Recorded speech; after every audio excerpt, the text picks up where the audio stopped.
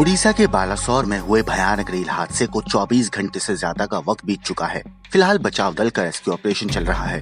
इस भीषण दुर्घटना में 280 से ज्यादा लोगों की मौत हो चुकी है।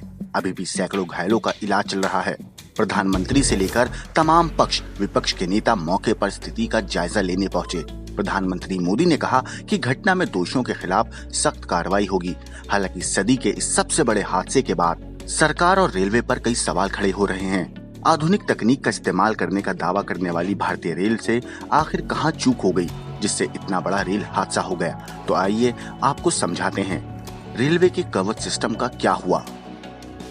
रेल मंत्री अश्विनी वैष्णव ने पिछले साल कवच सिस्टम लॉन्च किया था। ये ऐसा सिस्टम है जो इस तरह के ट्रेन हादसों को रोक सकता है। अगर एक ही पटरी पर किसी चूक से दो ट्रेन आ जाएं, तो ये सिस्टम एक दूसरे पर अपने ब्रेक लगाकर ट्रेन को रोक सकता है। मसलन ये सिग्नल पार करने और टक्कर रोकने के लिए सुरक्षा प्रदान करने के लिए डिजाइन किया गया है। जब इस सिस्टम का ट्रायल हुआ तो खुद रेल मंत्री मौजूद थे। ऐसे में बालासोर हादसे के बाद कवच को लेकर सवाल उठना लाजमी है। हालांकि बताया जा रहा है कि जिस रूट पर यह हादसा हुआ वहां अभी तक कवच सिस्टम का इस्तेमाल नहीं किया गया था।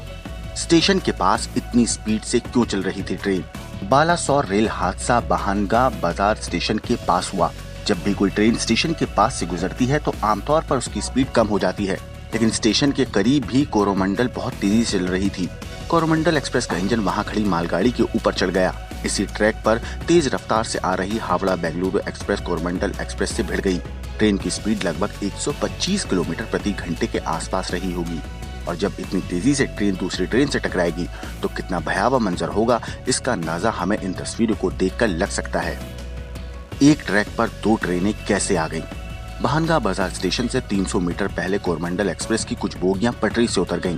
ट्रेन का इंजन आउटर लाइन पर खड़ी मालगाड़ी पर चढ़ गया। इसी दौरान ट्रैक पर अचानक हावड़ा बेंगलुरु एक्सप्रेस आ गई और उसने तेजी से कोरोमंडल एक्सप्रेस को टक्कर मार दी। अब सवाल उठ रहा है कि एक रेलवे ट्रैक पर दो ट्रेनें कैसे आ गईं? रेलवे की जानकारी के अनुसार इसके पीछे दो वजह हो सकती हैं। पहली मानवीय भूल और दूसरा तकनीकी खराबी। हालांकि अभी तक इसकी कोई आधिकारिक पुष्टि नहीं हुई है। स्टेशन पर क्यों नहीं दिया गया ध्यान? आपको बता दें कि हर रेलवे स्टेशन पर कंट्रोल रूम बना होता है, जहां एक डिस्प्ले पर सारी ट्रेनों के रिकॉर्ड होते हैं।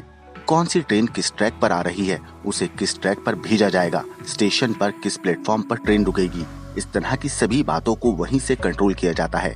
डिस्प्ले पर हरे और लाल लाइट के जरिए से ट्रैक पर नजर रखी जाती है। अगर पटरी पर ट्रेन है तो वो लाल नजर आएगी, वहीं अगर ट्रैक खाली है तो वो हरे रंग से नजर आएगा।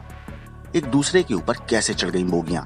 रेलवे के जानकारों के अनुसार आजकल एडवांस टेक्नोलॉजी का इस्तेमाल होता है। पहले ट्रेनों के कोच एक दूसरे के ऊपर चढ़ जाते थे, लेकिन अब नए एंटी क्लाइंबिंग कोच ट्रेन में लगाए गए हैं। ये LHB कोच इस तरह से बनाए जाते हैं जो एक दूसरे के ऊपर नहीं चढ़ते। ऐसे में सवाल पूछा जा रहा है कि इतनी टेक्नोलॉजी के बाद ये हादसा कैसे हो गया। बहरहाल इन सभी बातों को लोग रेलवे का बहुत बड़ा सिस्टमैटिक फेलियर मान रहे हैं। अब आप इस बारे में क्या सोचते हैं, हमें कमेंट सेक्शन में जरूर बताएं।